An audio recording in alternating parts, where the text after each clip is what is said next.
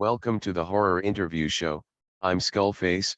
We are here today with Harley Neville. He is a film producer and actor. Are you hearing this, Harley? Yes, I am, and hopefully you're hearing me as well. You recently got a grant to create a film. What's your movie called and what's it about? So it's called The Long Track, and it's a short horror film about social media influencers who are traveling the Milford Track. So they're hiking the Milford Track, and they're doing their YouTube travel vlogs along the way. There's two separate couples who happen to be going at the same time, and strange things start happening. And they each think that the other one is trying to mess with them in order to get views and get clout on the internet, and they don't really understand what's going on. And it turns out that there is another influencer there, a dark web influencer, who is making his own video, and they are the stars. Do you consider the process of getting funding easy or difficult, and why? Difficult. It's very difficult to get funding. You could put it this way. We have, in 24 years of filmmaking, I've been making films with my best friend, Guy Pigden, who's a writer-director, for 24 years. And in that 24 years, we've received funding 3 times, including this one. The first one was for our first feature film. It is called I Survived a Zombie Holocaust. And then we didn't get funding for anything for another decade or so. And then we got funding through a corporation. We got funded by NZME to make a web series for them, for their channel, for their platform. And so we got funding to make that. And then now this short, and this short is funded by, it's called the Catalyst Fund. And so in that 24 years, there's been 3 times we've received funding. And the rest of the time, everything we've made has been independently funded. So yeah, it's pretty difficult. How do you decide ideas are good enough to submit a funding application? You can normally, if you're going to go through all the effort of writing the script, my business partner, he's the writer. When he writes a script, normally if we're going to get to the stage where you've actually got a full script, it's been thought about for a while and it's been read a lot, and so you've sort of got an idea by then whether or not you like it. So if you've reached the full script stage, it's probably worth applying for funding, especially because it's difficult and it's heartbreaking because you put in a bunch of work on the application, and the applications are very extensive. Usually it's not like they're just giving away money, willy-nilly. You've got to do these funding applications, and they're very long and they can be a lot of work. So I can't remember what I was going to say about that. Well, whether or not I think an idea is good enough, yes. So by the time you reach that stage, you've kind of decided whether or not it's good enough, and it can be a lot of work, but you might as well put in the application if you believe in the script. So the other thing too is that in my case, I make movies with my friend, but I do also produce content for other people as well, who might come to me. They either have a budget already and they would like a producer, or sometimes I just produce it independently. And when it comes time for funding applications, sometimes people will approach me and say, hey, I've got a script and a dream, and I want to apply for funding, but I don't have a producer attached, and the application requires a producer to be attached. So normally in that situation, hopefully it's a good script, and I'll say, yes, sure, I'd love to be involved. That'd be amazing if we got the funding and I got to produce it and we get to make it. But sometimes maybe the script is not so great. But my logic is that if they want to put in the work, they're doing the application, they believe in the script, and they want to put it in, put my name on it for the application, then that also kind of works for me as well. I don't have to love the idea. If they don't get the money, well, then they're the one that really sunk in a lot of work into that, and I helped them, but it didn't work. But if they do get the money, well, then, hey, great, I've got another producing job. Is horror your preferred genre to produce, and why or why not? Horror is, I don't specifically have to produce horror. There's been a few films now so we've made a bunch of different films, and not all of them are horror. Our first one, I Survived the Zombie Holocaust, was a horror. But then the next two films we made after that, one was a drama romance that's called Older, and the next one after that is called Emmy the Vegan, and it's a musical comedy. But I have also produced two short films as well as that first feature, and now we've just received funding for this horror film. I do really like horror, but it doesn't have to be. The good thing about horror from a producing perspective, though, is that it's much more saleable, whatever that word is. It's much more, you can get out there and get it distributed easier, because a low budget horror, people might still watch it even if it's terrible, because they just enjoy watching sort of terrible horror films that are not scary at all and are so bad that they're funny or whatever. But it's not really the same with a low budget comedy that's not funny, or a low budget drama romance or anything like that. They're not so easy to market, because nobody wants to watch your low budget drama necessarily unless it's really good. So they are easier to sell, which is nice. And on top of that, we do already have some experience with the horror festival horror festival circuit, and so there's a bunch of film festivals around the world that we've already attended with other productions, and so that's quite nice because they know us now, and we can submit there and they'll remember us, and they'll know that we'll show up if they actually, if our film gets selected, we will attend, and that's important to the festivals. They want people to attend, so I think we've got those connections already, and so that's another reason to do horror, because there's not a lot of musical comedy film festivals, for example, specifically drama film festivals, but there are lots of specifically horror film festivals. So that's really good for us, because we can kind of get back into that circuit. So that's a good reason to produce horror. So hopefully that answers your question. What are your favorite horror movies? Well, I don't have an all-time favorite or anything like that, but I really enjoyed Rick, the zombie. It's a found footage one. So our upcoming film called The Long Track is a found footage horror. So it's so I really enjoyed Rick, which is a found footage horror. Spanish found footage horror about a block of apartments that gets quarantined because there's a rabies outbreak in the building, and the rabies are effectively turning the residents into zombies, and so the authorities have sealed off the building and they're not allowing anybody out, and we're following the footage from a news crew which got trapped on the inside. And then they did an American version of it too, called Quarantine. And so, I really like that film. And Blair Witch Project is another inspiration for this film. Not so much because I really, really love the film. I actually was one of the people who felt kind of sick in the cinema when I was watching it, not because it was so scary, but because it was all shaky, and I was starting to get a bit motion sick. I've got a bit of a weak constitution.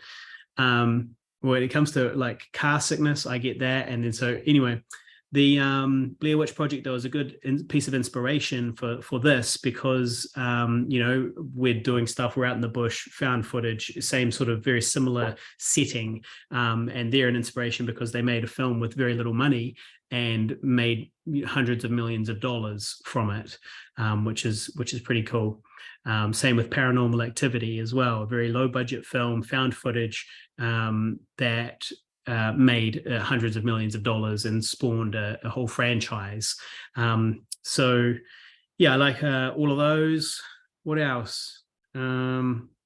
I guess we'll just have to say I Survived a Zombie Holocaust. Go check it out. There's a trailer on YouTube as well. I played the lead role in that film as well. So I was an assistant producer on that. I was part of the collaborative team that applied for the funding. I was an assistant producer on it, and I was the lead actor on it. As a producer, what's currently on your to-do list? Well, we're about to start casting this short film, so I've got to organize the auditions. So today I was contacting a potential venue that we can use to hold the auditions, hopefully for free. And so we need a space that's sort of in the central city, and we can send people along there, not this weekend, but next weekend, hopefully, for some auditions. So I've got to contact that venue, but I've also got to contact all of the agents and ask the acting agents if their actors are keen and available for this role. Got to give them all the dates and the script and some idea of what we're can afford to pay them, all of that type of stuff. So I'm in the process of doing that as well, organizing those auditions. And there's a location recce this weekend with the director of photography as well. So organizing for them to go out there and have a look at the place where we're filming. So yeah, kind of just logistics related stuff associated with the Long Track, this short film that we're working on at the moment. But I am heading into a very busy time because I'm also the event manager at Show Me Shorts Film Festival, and that's every October is the main festival. It's New Zealand's biggest and best short film festival, where they only do shorts, and I've been working there for about 5 years. And in October, we've got sort of the big main festival, which has an opening night and international guests and screenings and that type of thing. And then after that, we've got various film industry related events like people who are from film festivals, for example, giving a panel discussion on how to give your film the best chance of having a successful festival run, and other type of networking industry events, followed by an awards night as well. So there's a whole bunch to organize for that, which fits under my producing career, if you ask me. So yeah, that's about that really. And then looking further into the future, there's the potential. So this short film was funded by a fund called the Catalyst Fund, and it was $115,000 to make this movie. And sorry, I lost my train of thought.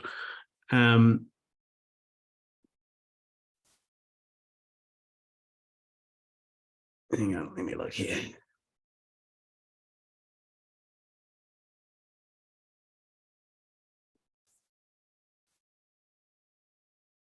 So working on that, Show Me Shorts. Oh, looking into the future. That's right. Sorry. This short film was funded by Catalyst, which is a funding grant that says you can create a short, but it's got to be possible to be developed into a feature. It's got to be thematically related to a feature. So the idea behind this short would be then to also hopefully make the feature film version of it. But if we can't get that, then what we would do is, we might do this anyway, is we can combine it with our other short films, and then we put it as a horror anthology, and we send that to our sales agent and see who represents our other films and see if they would like to represent that one as well as just a collection of short horror films. So that would be something that could happen next after this as well. There are tons of distribution platforms. Do you have an idea of which platforms would be preferable for this movie? So if it's a short film, it won't really be able to go anywhere. There's not really anywhere good to put it that I know about. There are a few websites you could submit it to, and it'll be available there, and you might make a little bit of money from it. I submitted one of our films another time, and it got rejected. I can't remember the name of it now. but I probably would remember it if they'd given us, if they'd accepted us. But yeah, so as a short film, it'll probably just end up after doing a festival run, it'll go on YouTube. That would be my guess, and other just places online for free where hopefully we can make some money out of the ad revenue. Or if it goes into that feature anthology, then it could be distributed on places like Amazon Prime and Tubi, Tubi, Tubi, and various other ones like that, Roku and other things, and YouTube Premium, the YouTube Red, that type of stuff, because there's a bunch of platforms out there that do host feature films. And so to get on those, you've got to have a sales agent, and we've got one. They're called Indie Rights, and they represent feature films, not short films. And so if we get this feature made, or if we make the horror anthology, we would send it to them because we're pretty happy with the deal. So send it to them, and they would then get it on Amazon Prime and iTunes and all those other places for us. So yeah, Tubi is a good one. Tubi. Tubi.tv. That's where our film Older is there, and also Emmy the Vegan, and you can watch it for free. You don't even need an account. You go there, you search for Older, you find it, and you don't need an account. You just hit play and you just watch it in your browser. The catch is, of course, it's like YouTube. You'll have to watch some ads sometimes, but you know, you get to watch for free, and we still get paid. So it sounds like a pretty good deal to me. So yeah, Tubi. You're located in New Zealand. Would there be any opportunities to travel, like to international film festivals? Absolutely. So I've traveled quite a lot for different film festival related things. I traveled domestically like 10 times a year for Show Me Shorts Film Festival. But I also travel internationally. Most years I get to travel internationally for something. So last year I got to go to Spain and to Holland for a film. I was nominated for an acting award for my role in Emmy the Vegan, and so I got to go there, which was great. Great adventure, lots of fun, and that was to attend a big festival. I didn't win, but the good news is that Guy won. So my business partner was nominated for the same award as me, but for his role in Older, which I also produced. So you know, I'm still winning.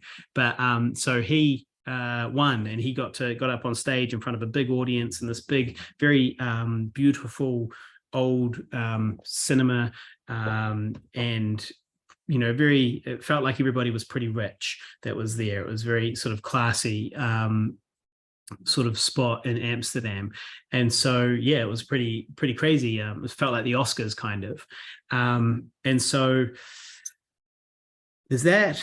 And then I also have been I've been fortunate enough to get to travel to places like LA a few different times for things like the film market, the American film market. That's where you go to sell films and buy films. Not that I'd be buying a film, but yeah, the American film market. And then also there's some festivals over there like Scream Fest LA.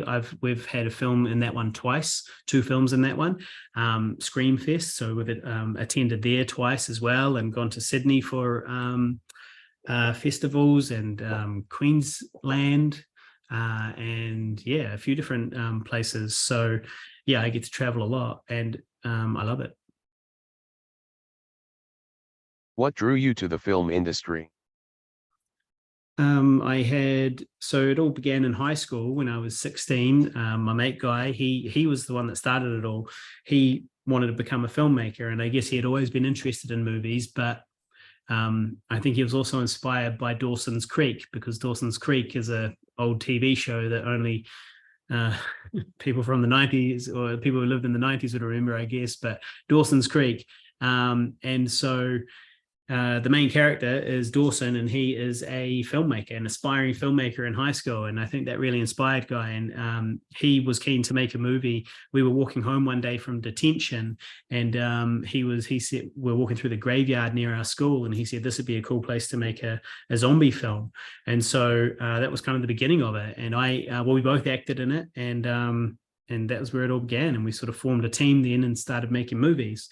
And so for me, I I really am drawn to the idea of making a living from making art, and that's I just think that sounds like a nice way to spend my life. Traveling, working on different projects all the time, and leaving behind a legacy of creative projects that can be enjoyed by generations to come, or can be found deep into the future by internet archaeologists who are going back through 2,000 years of internet history and finding random crap that I created.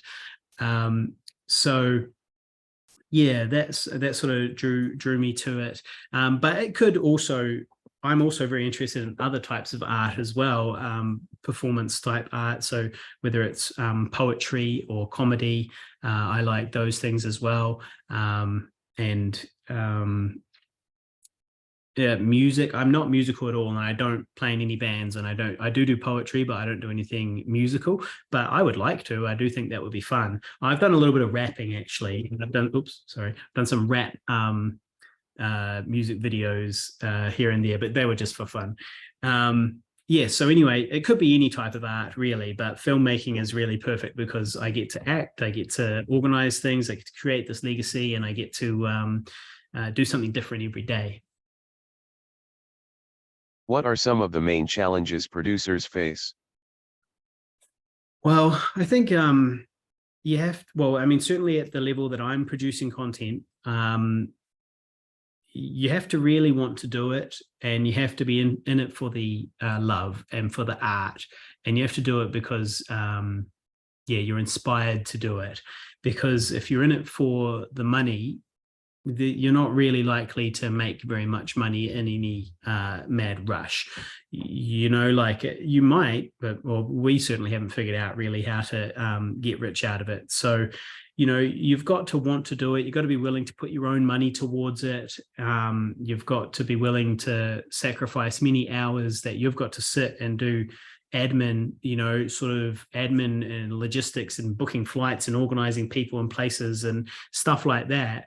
And just sort of understand that you're unlikely to get paid for that. So that's definitely a challenge.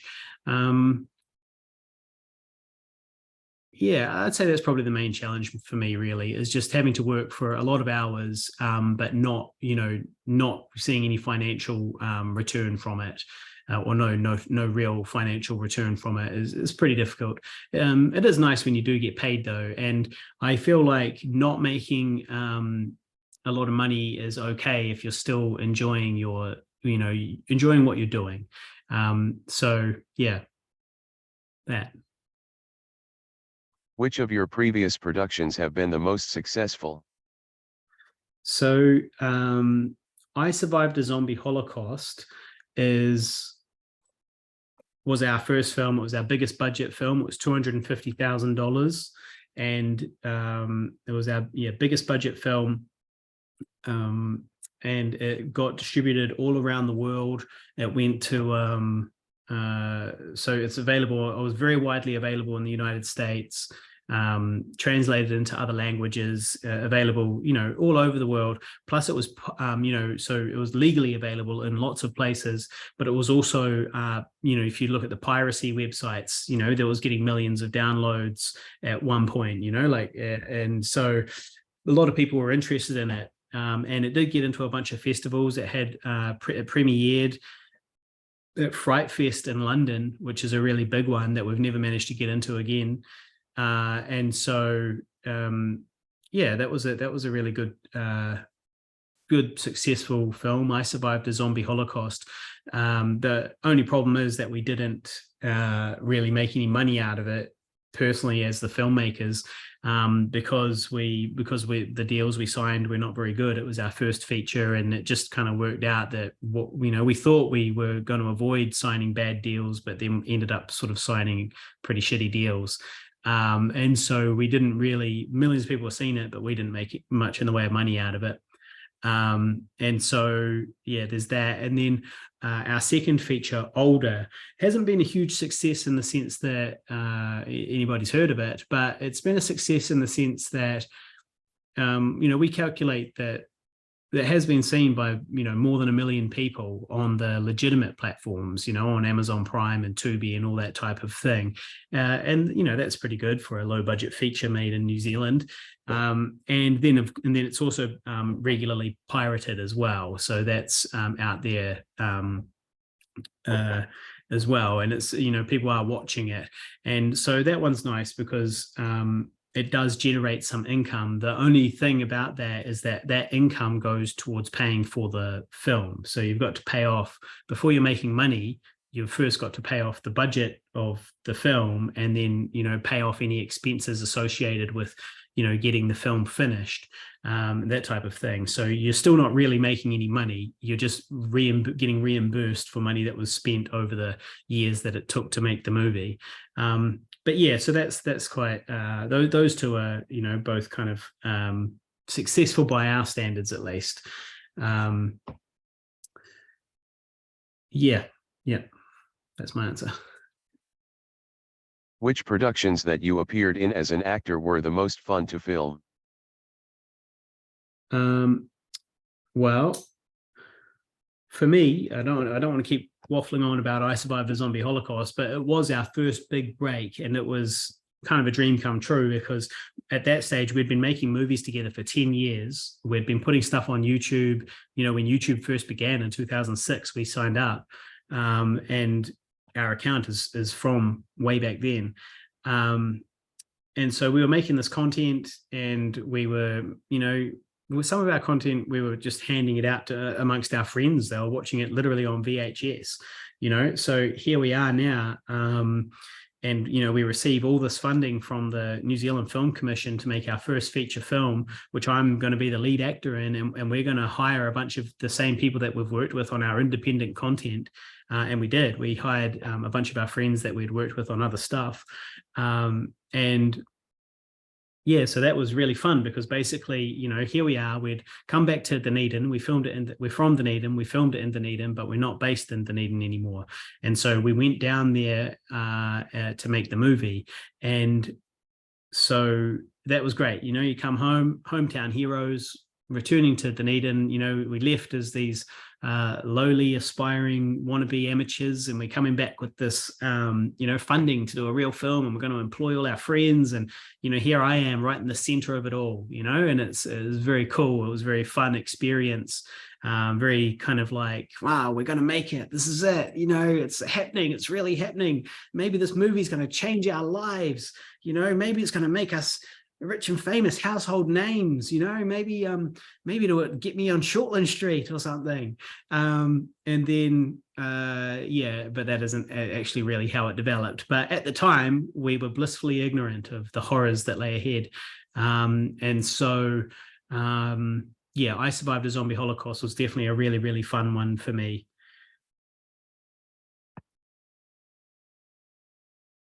Where can people follow you? So just search for Harley Neville on your favorite social media platform. And Facebook is probably my strong suit, but Instagram's good. I'm on YouTube as well. I've got my own personal channel on there. It doesn't have much going on at the moment. I do intend to grow that. So that's Harley Neville. But the filmmaking channel is Pigville, Pigville, Pigville, and the number 2 will take you straight there.